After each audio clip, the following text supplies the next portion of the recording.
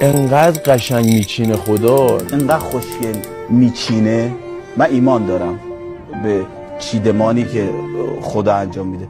آدم اصلا حیرت زده میشه از این چیدنه. اصلا به این فکر نکنن کی میشه، بخواد بشه میشه. هم چیز تقدیره دیگه، باید بسپری دست اون بالایی خودتو سبا کنی و میبرتت.